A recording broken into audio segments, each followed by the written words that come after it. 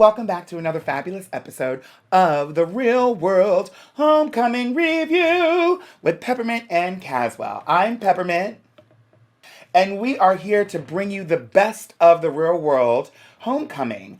I'm so excited. I love this show. Caswell kind of likes this show, and we both like to sit back and talk about it every single week. So we are going to treat you so that you don't have to go through the trouble. Although you should be watching it because it's a fabulous show. But before we jump in and get started with episode 4, I think, is it episode 4 or 3?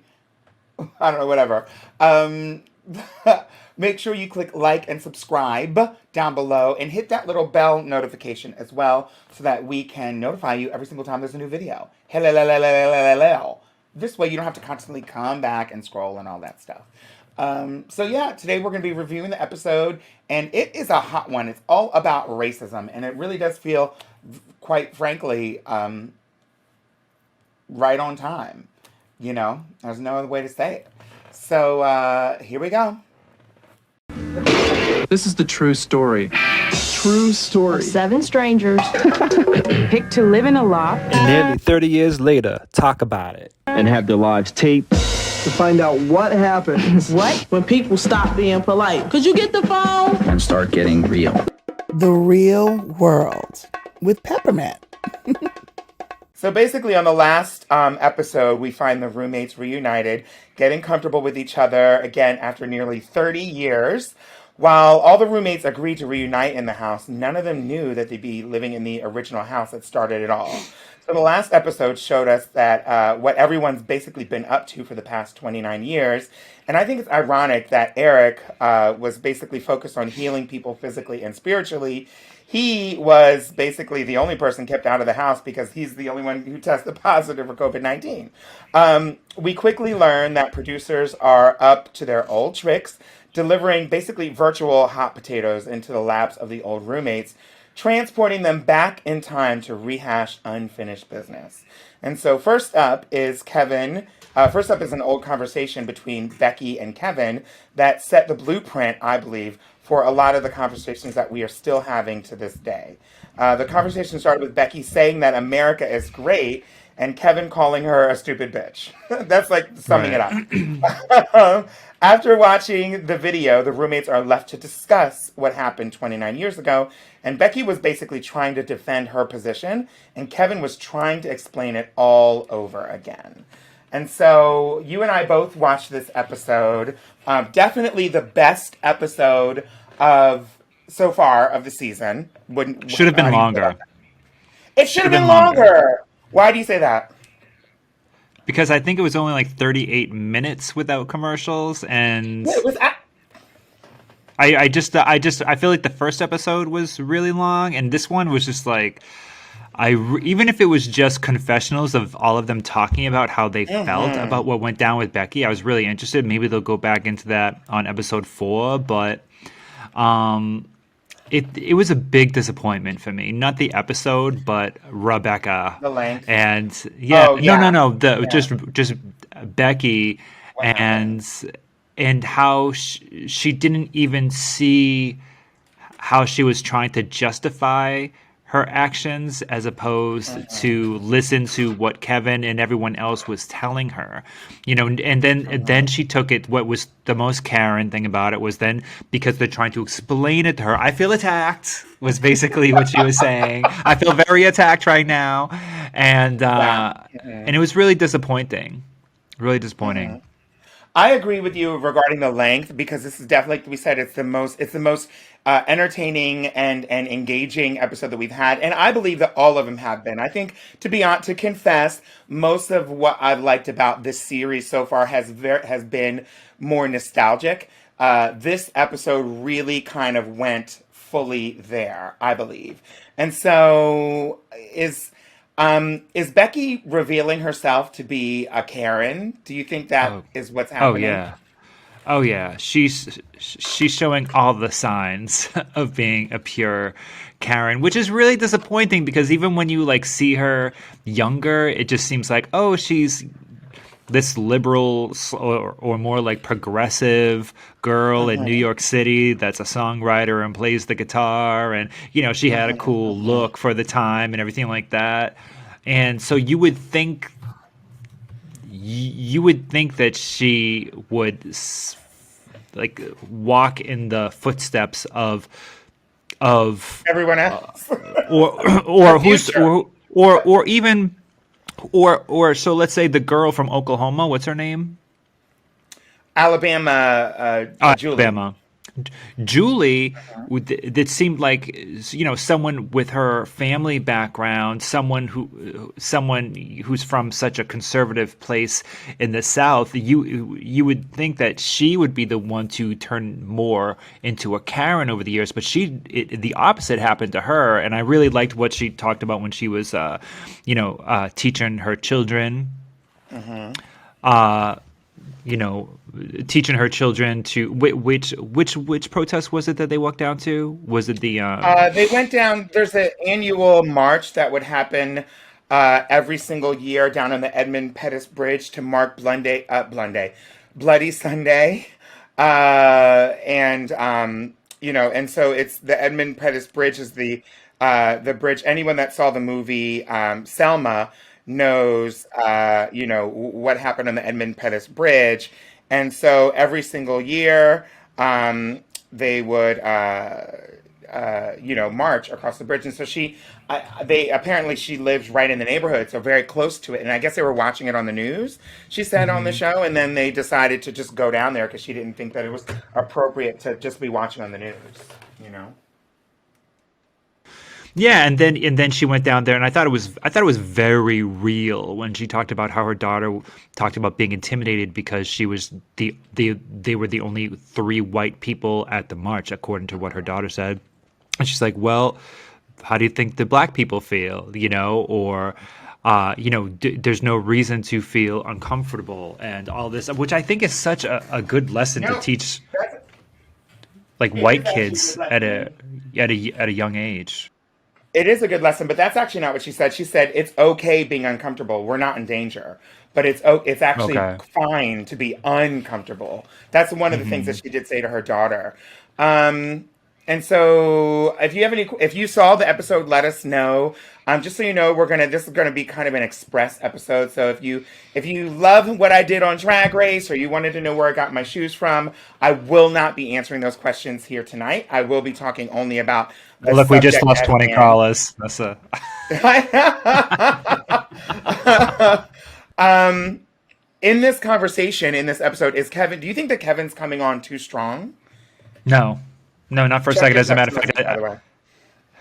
not at all. As a matter of fact, I think he should have gotten way stronger, to be honest. So, Oh, really? yeah, I felt that he could have should have gone. Like, I mean, he was. I thought when at what moment did you think he was too strong? I didn't think that at all. No, I don't think that Kevin himself was coming on too strong, but I do think that there is, given what Julie said, and I'm skipping ahead a little bit, given what Julie says that they all agreed to, which was that we would support each other and we were all going to be in this 100% no matter what. Given that they agreed to that, I think it would have been uh, I would have liked to have seen not Kevin necessarily, but everyone be a little bit more cognizant of, okay, is this person close to their limit, and what can we do to balance things out so that they stay in the house, we continue to, because Kevin can either go and take the conversation to its conclusion regardless of whatever Becky does, and she could just leave or not, and if she can't handle it, fine. Or what can we say, like, that we can see she's about to break. Everybody has a breaking point. Becky's human. We're all human. And I wonder if it was just possible for Kevin or anyone in the house to see, okay, Becky can't handle what's happening right now.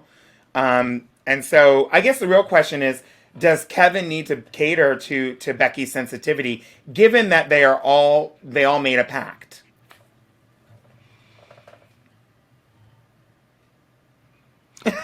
I can Well, see. okay, that's a loaded question slash statement that you said, and I have a lot to say about it. The first thing is that um,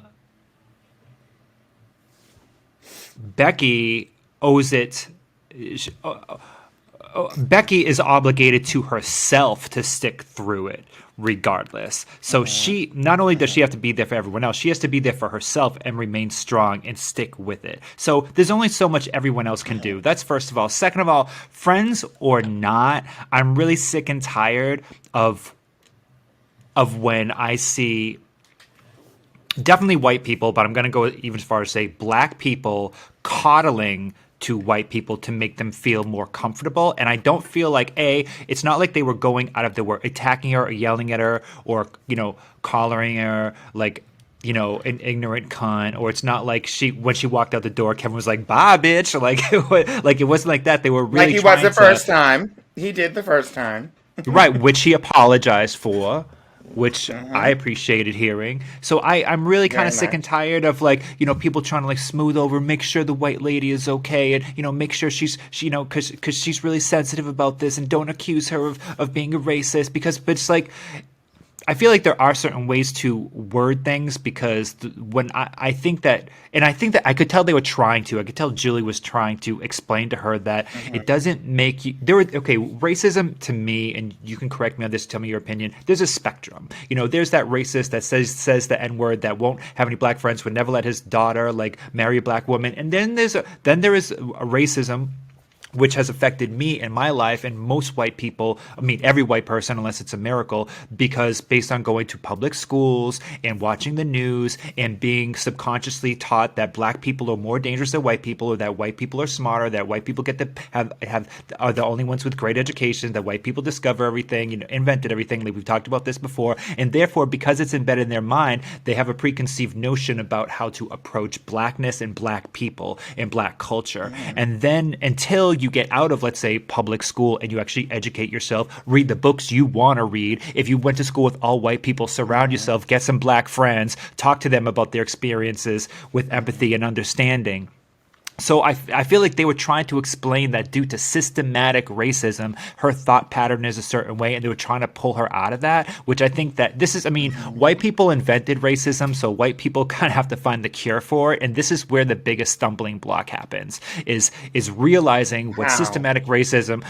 Well, the first thing you have to do is take a good look at how you have been affected, how you as a white person, not you obviously, but it has been affected by systematic racism, and then in observing your thoughts and your actions, and then empathize with people of color and see how they have felt. So Exhibit A would be when Julie took her children to the march, and she was uncomfortable because she was the only white person, and she doesn't understand that this is what people of color are used to. I think did I explain that fully? I think so. Yeah, 100%. That's definitely part of it doesn't seem like Becky has done that work. And in fact, when Julie, to be honest, I guess Julie talked about that in the confessional. I don't think that she mentioned, I don't remember whether she mentioned that during the confessional or during the actual argument. But on the flip side of that, Becky's sort of reasoning and listing of experiences that have brought her to where she is in this conversation about race was it was edited, so it might have been more, but what we saw her say was, I took a dance class with, an African dance class, basically, with people from the African diaspora, which basically means people of African descent. And that she felt like she became one with those people, which very well may have been the feeling.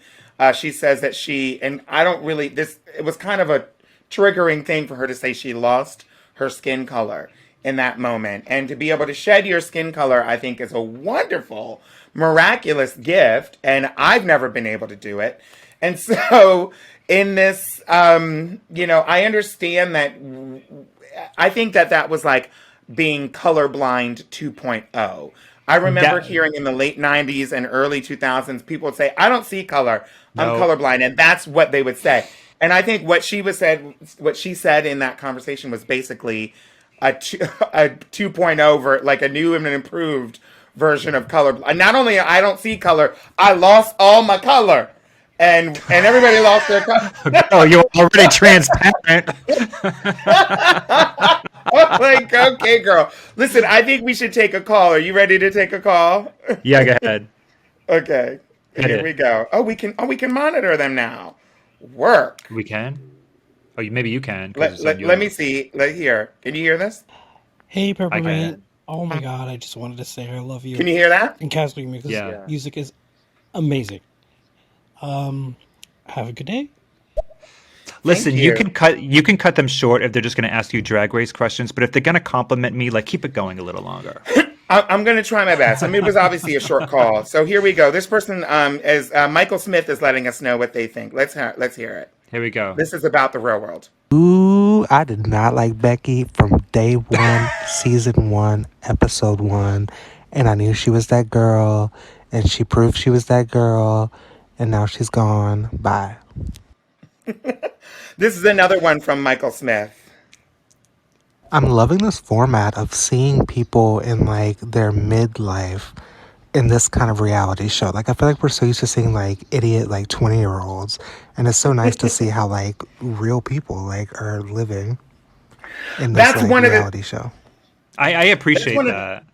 I can appreciate that. That's one of the As things that's being the difference. midlife. And Becky included. These people are giving us a very kind of more realistic look at what reality TV could be. Even other shows that try to just not be that are about like regular life still don't end up hitting the mark. Like it seems like we haven't been able to get them talking about serious things in this way. It seems like these are the only 7 people who are able to do it.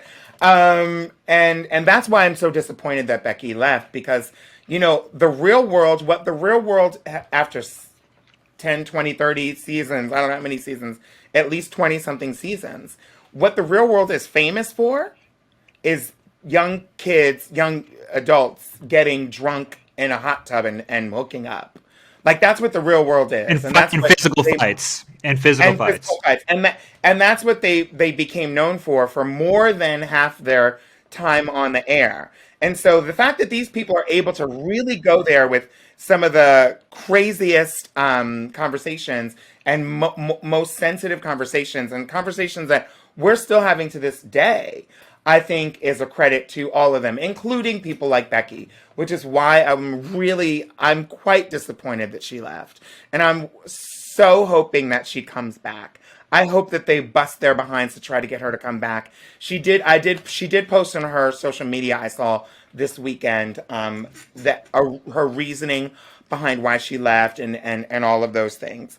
Let's go back in and see what Michaela has to say about racism here. Hi, Peppermint. This is Michaela from Trinidad and Tobago. I Hi, was Trini. just talking about this with my mother, and not to deter from what happened, but to call the shooter for just being like, oh, I know how it is for having bad days, as if that is considered a bad day, and it's not even like, okay, it's not considered as a hate crime, but still considered a crime. He killed people, you know. And then have you seen this video of this woman who's basically in blackface, having a whole mask, added cheekbones and hair extension, a whole set just to do a Jerusalem performance? And if you see the judges, they zoom in on the white blonde haired judge. She just drooling over herself like, oh my gosh, it's amazing. It's a white woman doing blackface, the whole production, and they chose not to show the woman actual face after they take off the mask. I wonder why. I saw it. Mm-hmm. Did you see that? What? So there's a video. I wish I could find it. It's such. I have to find it, and I'm like, oh, I think now their name escapes me. Becky? No. I can't remember their name. I posted it on social media. I'll try to find it. But it's a picture. It's like basically a medium brown skin looking Grace Jones. Some girl looking like Grace Jones. And then something looks off, but it looks like Grace Jones. Not like Grace Jones, but it's a Grace Jones look-alike. You can tell that they were heavily inspired by Grace Jones. The hair, the flat top, it's all that. Very Grace Jones from the 70s, 80s. And then they start taking off her eye makeup and her lashes, and then they start doing this stuff to dissolve her makeup, and they lift up her hair, and you can see this blonde hair behind, and they peel down her face, and it's prosthetics. the cheekbones, the lips, the whole thing is actually makeup. It's not just like they put black paint on her face. It's actually like prosthetics. Those of you that know, they glue parts of the face to make it, to change your bone structure. And they peeled it off. They were very careful to not show the actual full identity of this woman. They just showed some of her stuff coming off, and they did it from behind. And the camera angles wouldn't allow you to see who was getting out of this makeup. No, you couldn't see anyone's face involved. You could just see the fake black face and then the pieces of it. And then they showed it sitting on the thing. And it's literally like, we can wear you like a costume and take you off. And so that's what connects to me when I hear people like Becky saying, I lost my skin color. It just flew away because I was in there with African drums. Do you know what happens to black people who are sitting there having a dance class with other black people and they're listening to African drums? The same things that happens to every other black person when they're doing anything else. They're still in danger. And so, to the fact that she was able to have this, transcendent moment was wonderful. But just to use that as a reason why she can, part of a reason why she can have a better understanding about race is just not sufficient to me. And so I have a question for you.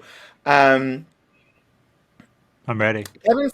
Kevin specifically says, actually, not only Kevin, it was Julie who said, Kevin agreed with her quite adamantly, that you need to meet people where they are.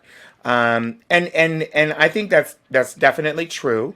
And what our caller had just said, Michaela, Trinidad girl, had just said, is that, we were hearing from the police chief of the Atlanta shooter about what the shooter said and felt.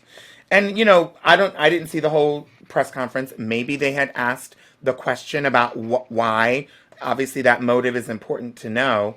But I really, in the days after the murder of I don't want to hear the. Oh, you mean because the shooter had said no, it wasn't race related. Yeah, exactly. I don't care what the shooter says. It was race related. It's not a coincidence that these people are Asian. It's not. That's not like some coincidence. This is connected to it, and so I just I really do. It's not like the shooter went around just killing any sex worker or any their race. I believe played a part in why he went to them, because apparently he had frequented those and patronized those businesses before. It played a part in why he decided to go to those businesses and why he decided to go back to those businesses to kill them. That's my opinion. I don't know. Obviously, I've never met this person, but I really don't think it's sensitive that we get to hear what his perspective is over the whole thing, over anyone else that was involved. It's important to hear what the victims said, because the victims didn't have a choice. They didn't choose to be a part of this. He did. And we know what his actions were. And so we don't need to hear that. That's my opinion. But Kevin says you need to, but by that token, Kevin says you need to meet people where they are, which means in order to engage in this conversation, we need to know what these types of people, these shooters, how they feel about what the subject is and what their perspective is. And unfortunately, we already know what a lot of them think and feel about us, which is what's happening when we're getting shot anyway. But how important is that to meet people where they are? And if that's true, specifically in the real world house on the TV show, why is it turning into a shouting match? If we need to meet people where they are, which means Becky needs to listen and meet Kevin where he is, but Kevin also needs to listen and meet Becky where she is, then why is it a shouting match? I think that Kevin was meeting Becky where she was. I think that Kevin was fully aware of where she was because he deals with that bullshit all the time. And we see it all the time, and it's nothing new. I think that he knew exactly where she was. And she had kind of justified things that she's done, everything from talking about her father, then traveling the world and taking an African dance class and like giving into the spirit with the African drums or whatever the fuck she was talking about. Like, because when she says things like that, she thinks she's starting off with a clean slate. And see, I'm not racist because racists don't do that. Racists don't travel the world. Racists don't have philosophical like, because she said, what did she say? Well, yeah, I guess he was a philanthropist, but I think he was also like involved with philosophy. Her father, I think that she said something like that. Like what he was trying to get through, which is so hard for people to get through their heads, is that they have been affected by systemic racism, which causes them to make certain decisions, and they are not. People don't like to be told that they're unaware of why they're doing the things that they're doing. They think that they're in total control, and they think that because they do something or because they state something, they're no longer racist or haven't been affected by systemic racism. And what he was trying to say is like, no, that's not true. And what you are doing and the way you're talking, you are coming from a place of privilege. And it's okay that you travel the world, and it's okay that your father's who he is, and it's great that you took dance class, but you have to understand that a lot of people aren't in these situations. A lot of people don't have the same privilege that you have. I think it's really interesting that, look, again, like, look, I 100% believe that we should, that it's important that we get enlightenment. I think it's going to take all of us to be involved in this. I don't think that Becky is, see, the thing is this, well, I'll hold that for later. I do think that too many white folks, and too many people, but white folks specifically in this country, they define the problem with race as assigned to an individual who is a racist, period. It's as if they don't understand that there is an interconnected system that everyone is affected by. It seems as though they basically say people who are in the KKK are bad and those are the racists. And so we have to stop those people. And once those people are gone, then there's no such thing as racism. I think it's as if that's what they believe, many of these people. And it feels like, just based on what we heard, that could have been edited out or not, from Becky, is that that's what she seems to be believing, or that's what my impression is of what she's saying. It seems as though she doesn't seem to understand the bigger picture, the connection between all people who are raised in this country and are educated in this country and who work in this country and who are socialized in this country. There's a connection when it comes to thoughts about race and gender and sex and class. And that's just the way it is. And we've all learned from the beginning, we all start at the position of the thing that they want us to learn. And then we unlearn those things or do work to change those things. And it's really what Julie said, which is obvious at this point. But I love what Julie said, which is like, again, it's not enough for me to not be racist. She said, I have to be anti-racist. I have to be working against it constantly. And we have to be working against it. We have to be the people that are putting in energy in the opposite direction, or it's not going to change. Let's take another call. Let me give you before you take the call. Let me give a quick example of. Let me just give you a quick example of how just a comparison of how if white people recognize their privilege when it comes to things like, let's say, dealing with the police or getting a loan from the bank or something like that. Okay, so I know that the struggle with the LGBTQ is different than the struggle with black people in this country. I'm not trying to make a complete comparison with this. I know it's a different history, but back like 6 years ago when, gays and lesbians being able to get married and having their marriage be federally recognized was a really big deal, and people were pushing for it, and some people were like taking a stance, and there were protests everywhere. So my dad, who's been married 7 times, I think he was about to get married for the 7th time. He was getting married, and I pointed out to him how I can't do that. And then when he recognized that he had a privilege that I didn't have, he put his marriage on hold until I could. get married. And that I've seen people, I remember people doing that around this There was time a because lot of people doing that. yeah, they recognize their privilege. And so, I mean, I felt like that might, obviously it goes deeper and it's way more interconnected with racism in this country, but I think that it's things like that that set an example of, well, look at what you can do right now. And it's even harder to point out to white people. It's like, because you can say things like, look how this police officer is interacting with you right now. If you were a black person, then you would probably have your chest up against the hood of your car and being handcuffed right now, but he's handling it with you differently. And they don't see that because they don't hang around with black people. They're not in the passenger seat while their black friend who's driving is being interrogated by a racist cop. Do you know what I mean? They think that the black people that they don't know and they don't talk to are getting the same treatment that they are, but they're not. And thank God for, and what's speeding this process up is the internet and having these things on film and white people actually seeing that they get treated like they're a royal compared to black people in the South when they get pulled over by a cop. I want to hear what Michael Smith has to say. Come on, Michael here we Smith. go, Michael Smith. Actually, we're going to go with Lan Starburns and then Michael Smith. Go ahead, Lan. Hey, Caswell. Hey, Peppermint. Peppermint, I do agree with you about the group kind of not acknowledging Becky's limit, because there was a point when watching it, which was starting at I don't know, uncomfortable kind of. You knew she just wasn't going to get it, and maybe they needed to step away and kind of revisit it later. When Norman yelled at her, that pushed her way over the edge and kind of just derailed the whole conversation. So, they should have kind of pulled together and just been like, let's talk about this tomorrow. First of all, my panties just slid all the way down with that voice. Let me follow Lan Starburns right now. Because I'm going to follow. How do I follow Land Starburns?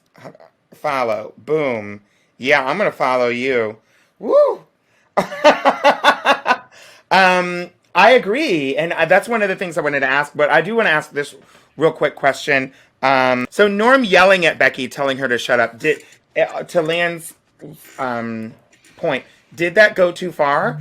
I mean, it's important. One of the things that, and I want to connect this back to, I watched a video about, I can't remember what it was. It was a video that's, I believe it was a video on Trevor Noah, The Daily Show, interviewing a person who had been born and raised in white supremacy. Family are neo-Nazis, and father was like a KKK member or Grand Wizard. And so he had a very interesting perspective. And he said that he knew that there's lots of black people that are marching and speaking out on racism, lots of people of color that are speaking out on it.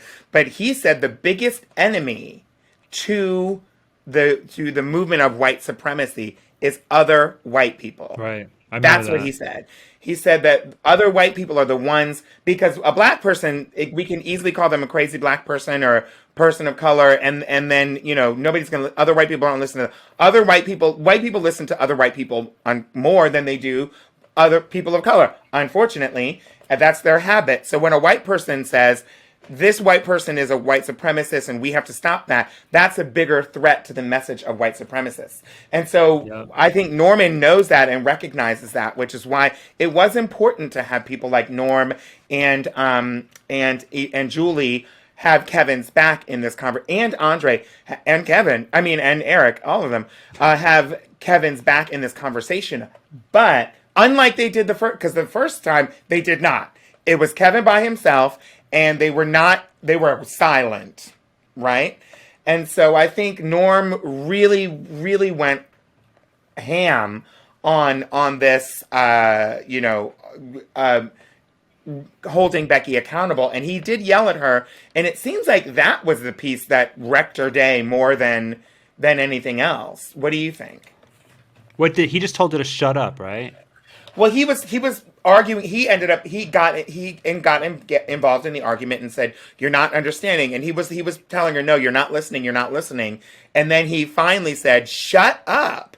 And he yelled at her, and it was very uncomfortable. And then you could see, like Lan said, the conversation kind of just broke down. That was the last thing we saw. And then the next thing we see, she's in her room crying. I think that, there's a lot of different sides to it. First of all, I mean, if you get too aggressive with somebody that's in their feelings and trying to defend themselves and justify their actions and their thoughts and why they do it, then there's going to be harder to calm the situation down. Then, of course, what I said before about how I'm sick and tired of people coddling Karens and trying to make them feel comfortable, and like, oh, it's okay, and like, well, you don't cry, don't, that type of thing. But I do think that there could have been a combination of both. I think that, for instance, I think the way that I hopefully would have handled it, and the way that I know you would have handled it, is you would have let Becky know the first thing, that her feelings are valid, and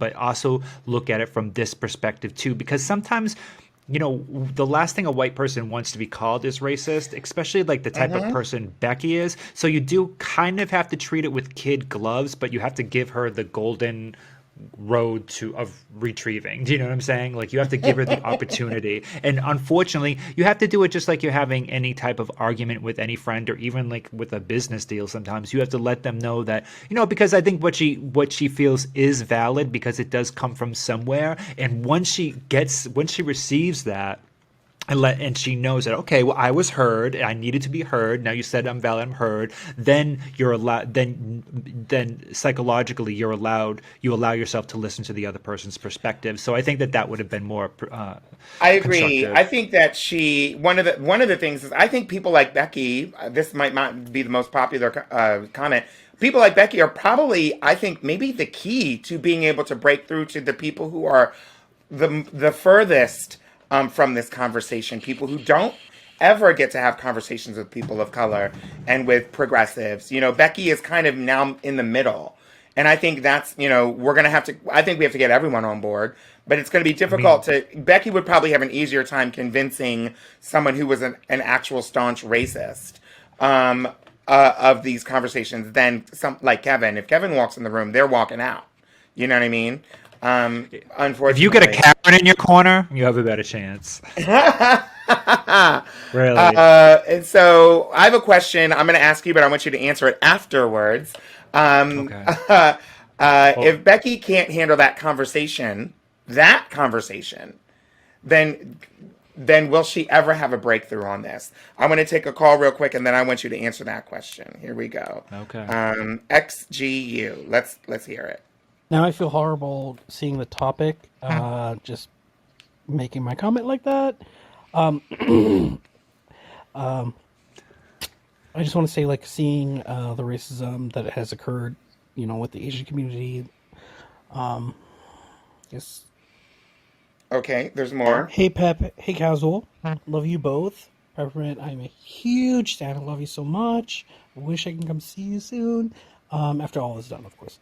I'm sorry for my last messages, but I just wanted to ask you, come on, baby, let's go. I feel that the framing of all this news that's been happening, especially recently, about racism, what's going on, TV and shows and whatnot, it seems to always be like, stop Asian hate, Black Lives Matter, etc. I'm kind of confused as to why we don't just focus our hashtag or online advocacy to focus on the perpetrators of this, which is frankly the white population of America. So stop white supremacy, stop racism. I feel like those may be stronger, or I don't know. What are your thoughts about that? It seems like we're always like fighting individual or like different groups' reactions to white supremacy. That's 100% true. So that was, there we go. Like, if Becky can't handle this conversation, will she ever have a breakthrough? What do you think there, Caswell? Becky is going to have a hard time having this conversation, especially when she is bombarded with people trying to tell her that she's wrong, or even trying to show her a different way to approach the concept of being affected by systemic racism and what's racism and what isn't. Because I think that what makes a Karen, and I'm so, like, we've come to terms with the fact that Becky is Karen. I'm putting it down. Is that is that they find comfort in victimizing themselves. Just like when the Karen, goes to the coffee shop and won't wear a mask, she's a victim. These are my rights. You're taking them away from me. Get you and your black kids' bikes off my yard. That's my property. Don't victimize me. It comes from this victim mentality, and it's and that's a safety net for a lot of white women. Not only, I mean, it doesn't stop there. I mean, they're not always just white, and they're not always just women. But I think that people in general, right now we're talking about white women, have that security blanket of being able to pull the victim card, and that's a hard thing for a lot of people to let go of, based on my experience with people that victimize themselves or consider themselves victims when they're not. Right. Right. So let's go on, and we're going to wrap up real soon. So we're going to keep the rest of our answers real brief. Wait, what are your thoughts of what I just said? That's not fair. I just dropped like a bunch of knowledge on you, and you just jumped right over me. Oh, you dropped the knowledge on me? I want to hear what Michael has to say, but I believe in you. I agree with you. I do think that if someone's not able to handle the conversation, then no, they're not going to have some mysterious breakthrough. I completely agree with you. Let's hear what Michael Smith has to say. This is talking about Michael Smith's experiences in Mississippi. As a white kid growing up in the middle of like nowhere, Mississippi, I definitely know what you mean, because I feel like they teach us things as kids without our permission. And like, it's not until later that we realize that those were their opinions instead of facts. And we kind of have to like go back and like pick through all these things and try to decide what's good and what's like right. And that's something we all need to be doing, because I feel like until we do that, we can't get back on track as like a humanity, like as a, like trying to like work towards synchronicity, Let's go on back. We have a few more. I want to try to get to them real quick. Maximilian talking about how we can educate Becky. Okay, but can we really educate Becky and people like Becky if she's so in her colorblindness that she won't even listen to the reason why it is okay to see my color? I am black and I am beautiful. It is okay to see that I am black, because being black does hinder my experience as an American. How do I change people like Becky's mind? Because I have had a Becky moment where I was out with some friends and then I thought I could talk to them about race, and then the conversation turned to race. And it was just kind of like, oh, Maximilian, shift the conversation. Hurry up before it gets to that awkward moment where it's, nope, we already had it. Okay, move on, work. So I would just love some advice on that as well. I do think that, it's I guess what we have to do, knowing that we are kind of having people, reluctant cohorts in dismantling racism. If what we're talking about is just having an enlightening conversation about race that's fruitful and that people, are engaged in, we might not be able to have people like Becky, and I don't want to just paint Becky with a broad brush. She is one half of one of the conversations, one of the most eye-opening and one of the most going there conversations when it comes to race that we've ever had on reality TV, in my opinion. The other ones may be more contrived, but this show, The Real World, sparked a movement. It's why we have all of these other shows like The Real Housewives and all these other reality shows. And the conversations that they're having don't come anywhere close to the conversations that they were having in that house 29 years ago, in my opinion. And Becky was a big part of that. So I don't want to kind of make it seem like she was just some problematic person who came into the house with her, Ku Klux Klan outfit on. She wasn't. She is progressive. She is a liberal, and that doesn't excuse her from racism. And I think that is the conversation that she is unaware of. Just like this summer, there was lots of queer people feeling like they could speak out on behalf of racism. To be the ones, queer white folks, not understanding that they have a role to play in the systemic racism that has happened as well. There's lots of gay white guys that were this summer were like, oh honey, I'm not racist, and I got my black girlfriends. thinking that was their, like, I'm gay, I'm a minority too, so I'm yeah, exactly. Um, and there was some of the most racist stuff going down this summer that we both watched that were coming from gay folks. And so there's not really an excuse in that situation. But I do want to say that I don't want to paint her as like just a Karen. You know, I know that you talked about, and we can kind of label her as that or not, but I do want to say that I would like to think that she is a nuanced person that has good and bad qualities and attributes when it comes to the conversations on race. You know, and I want to give her that because I'm hoping that she will come back and join the show. Now, if she doesn't, then maybe I'll change my opinion. We have three more questions. I'm going to just get through them real quickly because I don't want to hold this up any longer. Let's hear what Trey has to say. Oh, great. Okay, let's hear what Adrian has to say. Hey, Ken and Kaz. Sorry, I'm at work if it's loud. But this reminds me of the episode from The Real World, the second to last season, I think, Go Big or Go Home with her in Vegas, in which the castmates was trying to get the girl from the Carolinas to understand that racism still exists, and what she was doing was not a valid point in helping the castmates. And after so long, CJ, which was one of the castmates that was being tormented by the racism, had snapped on her. So everybody got their breaking point. Everybody has their breaking point. I agree. I haven't looked into Real World Vegas. That was actually the season that I dropped off on. I'm going to hit Eric and Jimmy real quick, and then we're going to come back for a final word. I have another question for you, but the real question is, will we ever heal from these deep wounds of racism in our country? And if so, who is going to deliver the healing dose of, quote, medication? That's a question for you, Caswell. I want you to answer it as soon as we get finished these two questions. Let's go. You know, I think it's important to find a way to appeal to the Beckys of the world. Because, like you were saying, Pep, I think they are the ones that are going to essentially be affecting the conversation. Or, like, they're more likely to convince actual, dangerous racists. So we need to find a way to teach Beckys of the world without them feeling defensive, I guess. And Jimmy? As a Chinese kid back in the days in Australia, Sydney, we used to have a lot of people like Becky that would shout, scream racist stuff at Chinese kids. And in fact, one of them threatened to get in her car and drive me to the police station for jaywalking. So this experience isn't just in America, it's in Australia. And as a Chinese kid growing up, it's just one of those things that we have to avoid. And I'm not sure how you can fix Becky apart from educating the next generation.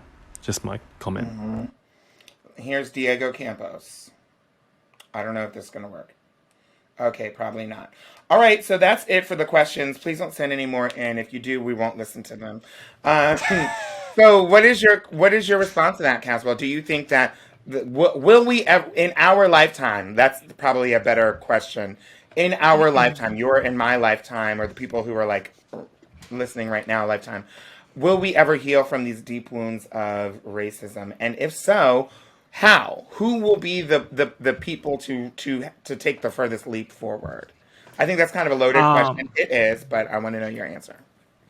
Well, I definitely don't think we're going to see the end of racism in our times. And according to Jane Elliott, I don't know if you know who she is, but she's the white woman from Iowa that did the blue eye brown eye experiment. Y'all.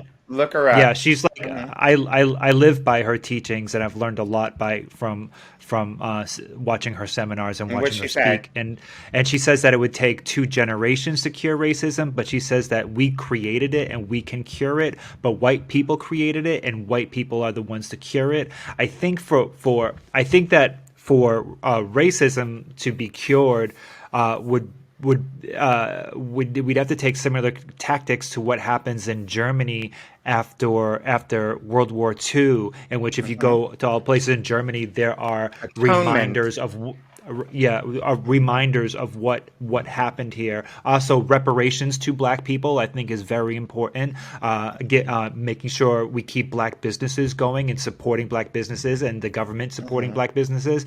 But the problem with that is, as Americans, we have a hard time uniting as one just to put a mask on. We're so many of us are so entitled, and that's not limited to just one race.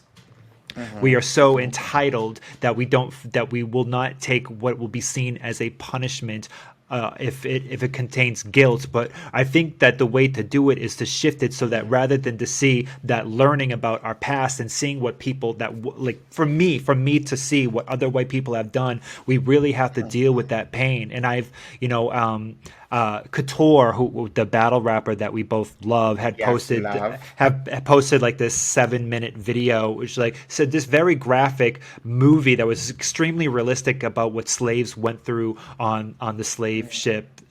And it was so hard and difficult and dehumanizing to watch, but it's so important for white kids to see that in high school. When I went to high school, I was made to think that slavery lasted 30 years. It was like a thing, then it wasn't, then Jim Crow, hundreds of years, longer than any of us will ever know. So we really have to connect with white people. Really have to connect with the pain that they cause, and they have to internalize that. And you can choose whether or not that creates guilt or if it turns into something more productive, so that you become more of an empathetic person and we start to change. But that's I don't know how we could get everyone on the same page unless aliens come down and they. I completely agree. I do think that the person that's going to have to turn the page, the group of people that's going to have to turn the page on racism, are white folks. Unfortunately, I know that's not the best thing to hear, but that is the truth. And I do want to say, in the light of the real world, again, I want to have faith in Becky. I hope that she comes back to the show. I do believe that this particular Rebecca Bland, that's her name, is one of the people who's on the good side and trying to do the work. She just isn't all the way there yet. And it's going to take the help of people like us and people like the other people in the house to bring her all the way through. My final word on this before we go is that, I do think that the education, unfortunately, the group of people who are tasked with expressing to other people, expressing to white folks, expressing to people who benefited from systemic racism, it is at our feet to help open the eyes of other people. Now, it really does seem like a raw deal to have to be the ones to educate, but I do believe that having empathy is one of the best ways for us and everyone to connect to this conversation that is so personal and so painful and so long. And I'd be remiss if I didn't mention right now, again, the violence that's happening against Asian Americans in this country is absolutely sickening. I feel like it's not brand new, and I feel like what we're going through is just another wave of what we have been going through for hundreds and hundreds of years. But it is, again, seeing all of this unfold on video. We're seeing videos happening and things like that. Does give us the opportunity to allow people to not turn a blind eye to this, or not turn away from this. I don't want to say blind eye. Turn away from this and not ignore it. And so I want you to know that there's been a couple people that have asked me to speak out using my platform to shine a light on what Asian Americans may be feeling or going through in this moment. And so Bob the Drag Queen and I are going to be doing a video later on in the week talking about racism and how it affects people of color, specifically Asian Americans. And we are going to be having a few guests on the show since obviously we're not Asian. And I would love for you all to check that out. We don't have any information on when that'll be available for you to check out, but it will be soon. Caswell, love you so much. Check me and Caswell out. Every single week we talk about The Walking Dead. And if you like this video, please comment below.